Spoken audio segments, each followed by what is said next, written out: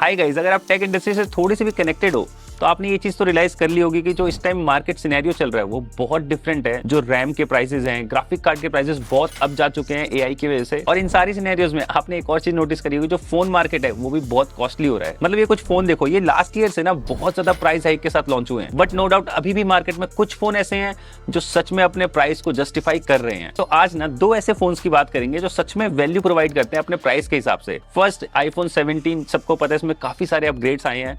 But जो second phone है Vivo X300, इसमें ना ये अपने प्राइस सेगमेंट को भी बीट कर रहा है। मतलब जो इसमें फीचर्स मिलते हैं, जैसे इसकी बैटरी देख लो आप या इसका कैमरा सेगमेंट देख लो, बहुत ही अमेजिंग रिजल्ट्स हैं इसके। और सच बता रहा हूँ, पिछले 2 हफ्तों से ना बहुत क्रेजी टेस्टिंग करी है दोनों फोन की। तो आप वीडियो के एंड तक बने रहना, सब कुछ क्लियर हो जाएगा कौन सा फोन आपके लिए बेटर डील है। और हाँ, अगर आप चैनल पे नए आए हो तो आपने देखा होगा सब्सक्राइबर्स मेरे काफी कम है, बट मैं क्वालिटी कंटेंट डालते रहता हूँ। तो अगर आपको एंड तक वीडियो अच्छी लगी तो सब्सक्राइब जरूर कर देना।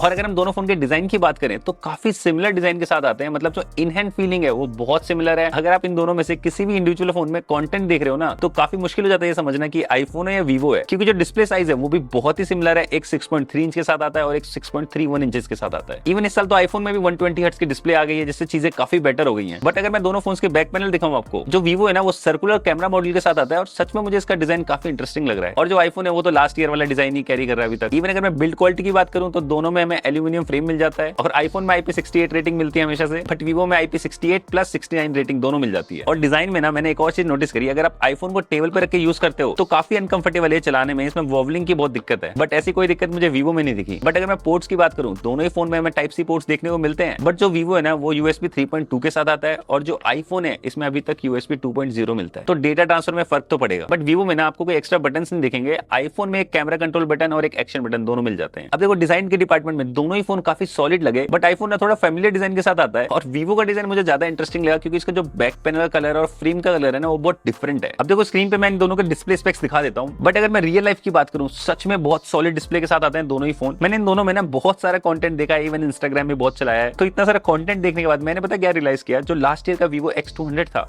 उससे थोड़ी बेटर हुई है कलर एक्यूरेसी Vivo X300 में। और आईफोन में तो हमेशा से ही कलर एक्यूरेसी बहुत अच्छी रही है। बट अगर मैं HDR कंटेंट की बात करूं, उसमें आईफोन थोड़ा ब्राइट दिखता है। बट दोनों ही फोन को जब मैं आउटडोर यूज कर रहा था ना, वहां पे आईफोन स्लाइटली ब्राइटर लगा मुझे। और क्योंकि नए वाले आईफोन्स में एंटी रिफ्लेक्टिव कोटिंग भी है, तो डिस्प्ले में ना आईफोन मुझे थोड़ा ज्यादा बेटर लगा as compare to Vivo। But अगर मैं PWM डिमिंग की बात करूं, उसके Vivo के नंबर काफी अच्छे हैं आईफोन से। और आईफोन में फेस आईडी देखने को मिलती है और Vivo में मैं अल्ट्रासोनिक फिंगरप्रिंट स्कैनर देखने को मिल जाता है। तो डिस्प्ले में तो दोनों ही फोन काफी ज्यादा सिमिलर लगे। और मुझे ना आईफोन के स्पीकर थोड़े ज्यादा बेटर लगे, थोड़ा रिच साउंड करते हैं। और अगर मैं हैप्टिक्स की बात करूं तो आईफोन बहुत ऑप्टिमाइज है, बहुत ही सही हैप्टिक्स मिल जाते हैं इसमें। बट जब से इस फोन में ओरिजिन OS आया है तो इसके भी हैप्टिक्स थोड़े इंप्रूव दिख रहे हैं मुझे। और अब ना दोनों फोन के कैमरा की बात करते हैं डिटेल में। और अगर आपको वीडियो अभी तक अच्छी लग रही है तो प्लीज सब्सक्राइब कर दो चैनल को। आईफोन डुअल कैमरा सेटअप के साथ आता है, 48 मेगापिक्सल का मेन कैमरा, 48 मेगापिक्सल का अल्ट्रा वाइड सेंसर। बट जो Vivo है ना वो ट्रिपल कैमरा सेटअप के साथ आता है। जो मेन कैमरा है वो 200 मेगापिक्सल का है, 50 मेगापिक्सल का अल्ट्रा वाइड और 50 मेगापिक्सल का टेलीफोटो लेंस है इसके अंदर। अब देखो, अगर मैं आपको मेन कैमरे के सैंपल्स दिखाऊं दोनों ही फोन के, काफी डिफिकल्ट है ये बताने की कौन सा फोन ज्यादा अच्छे फोटोज क्लिक कर रहा है, क्योंकि दोनों ही फोन ना हर चीज को बहुत अच्छे से कंट्रोल करके चल रहे हैं। बट एक चीज मैंने नोटिस करी है, बहुत ही कॉम्प्लिकेटेड सिचुएशन में ना जो HDR है वो Vivo का ज्यादा बेटर काम कर रहा है। बट दूसरी साइड जो आईफोन 17 है वो बहुत ही कंसिस्टेंट कैमरे के साथ आता है। मतलब आपको पता होगा कि आप कैसी फोटोज क्लिक करने वाले हो। Vivo के कैमरे में ना थोड़ी सी कंसिस्टेंसी की कमी दिख रही है। अब ना आप थोड़े अल्ट्रा वाइड सैंपल्स देखो, दोनों ही फोन काफी डिटेल फोटोज तो क्लिक कर ही रहे हैं। और क्योंकि आईफोन अपग्रेडेड अल्ट्रा वाइड के साथ आता है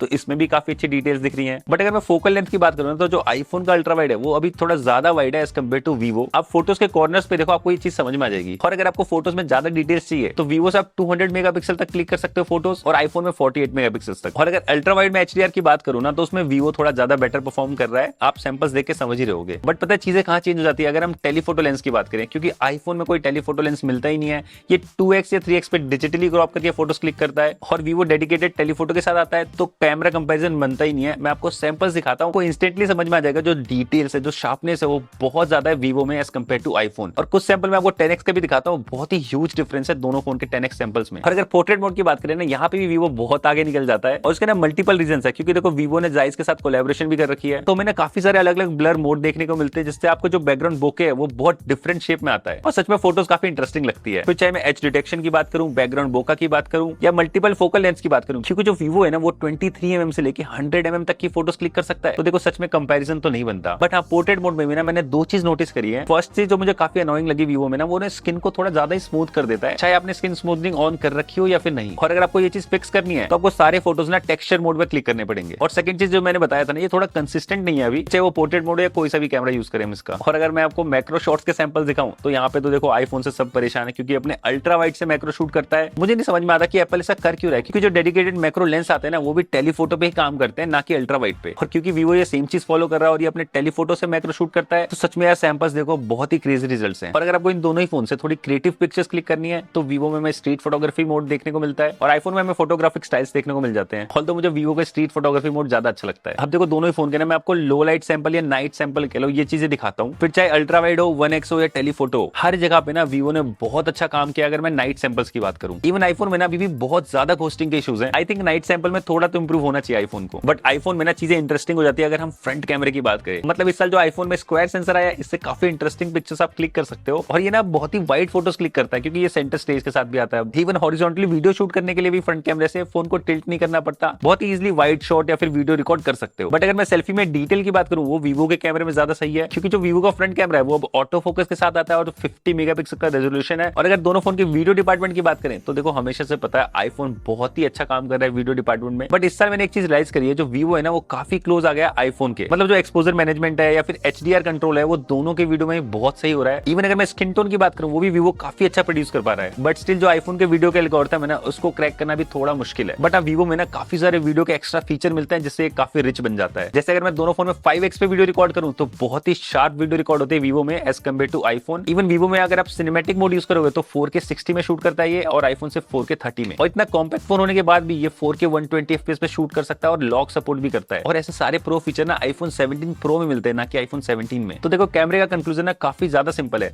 अगर आपको बहुत सारे मोड्स चाहिए और फोटोग्राफी बहुत ज्यादा करते हो तो नो डाउट वीवो आपके लिए परफेक्ट चॉइस होगी। बट अगर आप बहुत ज्यादा वीडियो कंटेंट शूट करते हो तो स्टिल आईफोन एक अच्छी चॉइस होगी आपके लिए। अच्छा, अपना दोनों फोन के परफॉर्मेंस की बात करते हैं, बहुत इंटरेस्टिंग रिजल्ट्स थे। अब देखो मैं स्क्रीन पे स्पेक्स तो दिखाई रहा हूं आपको, बट जो आईफोन है वो A19 चिपसेट के साथ आता है और जो वीवो है वो MediaTek 9500 के साथ। अब ये दोनों ही चिपसेट ना काफी फ्लैगशिप लेवल के हैं। बट अगर मैं इसमें Antutu स्कोर दिखाऊं तो वो हमें वीवो के ज्यादा मिलते हैं। ऑल्दो आईफोन में हमेशा से Antutu स्कोर थोड़े कम ही आते हैं। तो आपको मैं Geekbench के स्कोर दिखाता हूं। इसमें ना सिंगल कोर स्कोर में तो आईफोन ज्यादा अच्छा परफॉर्म कर रहा है, बट जो मल्टी कोर स्कोर है इसमें वीवो बहुत ही सही परफॉर्म कर रहा है। तो जो CPU परफॉर्मेंस है ना वो दोनों ही फोन में बहुत सही लगा मुझे। अगर आप डे टू डे लाइफ के टास्क करते हो कहीं पे भी कोई दिक्कत नहीं आती है। बट चीजें पता है कहां चेंज हो रही है, GPU परफॉर्मेंस में। यहाँ पे मैंने 3D मार्क में स्टील नो में टेस्ट किया, सोलर में टेस्ट किया और वाइल्ड लाइफ स्ट्रेस टेस्ट भी किया है। सबका जो कंक्लूजन है ना वो काफी सिमिलर है। जो FPS है वो वीवो में ज्यादा अच्छे आए हैं। इवन जो बेस्ट लुक स्कोर्स हैं वो भी वीवो के काफी सही हैं। बट जो आईफोन की स्टेबिलिटी है वो हमेशा हर बार बेटर आई है वीवो से। तो ये चीज तो इजीली प्रूफ होगी कि जो GPU है वो डायमेंसिटी का बहुत पावरफुल है।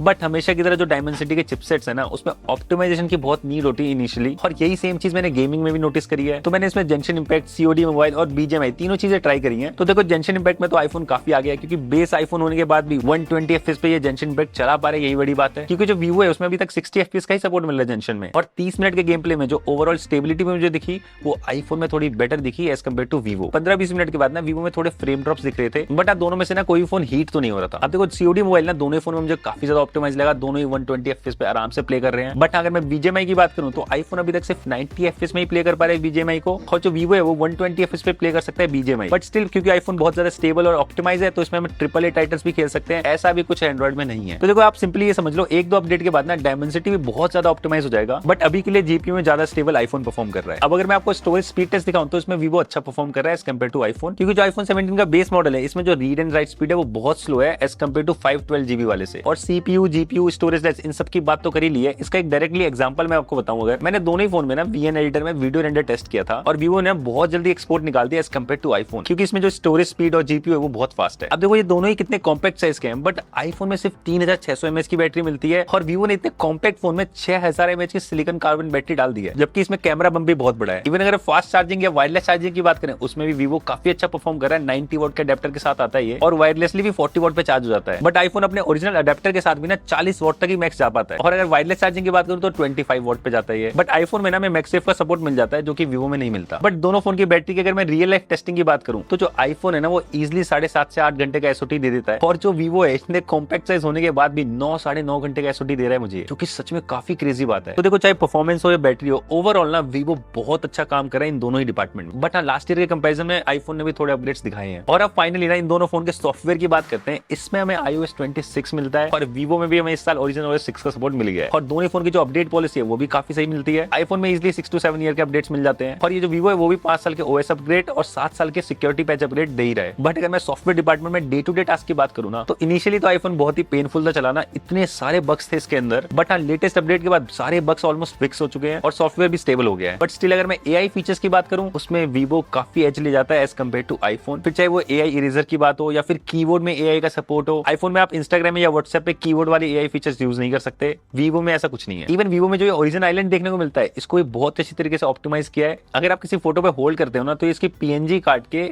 डायरेक्टली ड्रैग एंड ड्रॉप का ऑप्शन देता है दूसरे एप्स में। तो ऐसे ना बहुत सारे यूजफुल फीचर मिलते हैं वीवो में। इवन क्योंकि ये नेटिव डायलर के साथ आता है, तो इजीली कॉल रिकॉर्डिंग भी कर सकते हो। देखो फाइनली कंक्लूजन की बात करते हैं वीडियो के। अगर आपका बजट 70 से 80 हजार रुपए है और आपको आईफोन में ही अपग्रेड होना है, तो यार सच में आईफोन 17 एक बहुत परफेक्ट चॉइस होगी आपके लिए। क्योंकि देखो ये सारी चीज तो हमें भी पता है कि जो आईफोन है वो बहुत अच्छे ब्रांड वैल्यू के साथ आता है। इवन अगर मैं सॉफ्टवेयर एक्सपीरियंस या स्टेबिलिटी की बात करूं, वो भी iOS में बहुत सही मिलती है हमें। और अगर आप आईफोन ले रहे हो तो आपको एक इकोसिस्टम का भी सपोर्ट मिल जाता है। बट अगर मैं अपने प्रेफरेंस की बात करूं या आपको एडवाइस भी चाहिए मेरे से, तो अगर आपको बड़ा फोन नहीं चाहिए, मतलब अगर आप बड़े साइज का फोन नहीं देख रहे हो, एक कॉम्पैक्ट फोन चाहिए, तो सच में एक बहुत वैल्यू फॉर मनी फोन होगा आपके लिए। क्योंकि कंपटीशन के हिसाब से कैमरा ही बहुत अच्छा है इसमें, बैटरी भी बहुत ऑप्टिमाइज है और काफी लंबी बैटरी लाइफ है। इवन आप बहुत सारे पैसे भी सेव कर सकते हो, 10 से 15 हजार रुपए सस्ता है आईफोन 17 से। और अगर आप ये ऑफलाइन मार्केट में लेने गए तो ये iQOO 15 और OnePlus 15 से भी ज्यादा सस्ता मिल सकता है आपको। तो यार मेरे ख्याल से तो ये एक ऑलराउंडर पैकेज लगा है मुझे। और आप कमेंट करके ये भी बता सकते हो मैं इसको और किस फोन के साथ कंपेयर करूं। और अगर आपको वीडियो में कुछ नया मिला हो तो प्लीज चैनल को सब्सक्राइब करके जरूर जाना। मिलते हैं नेक्स्ट वीडियो में, तब तक के लिए सी यू।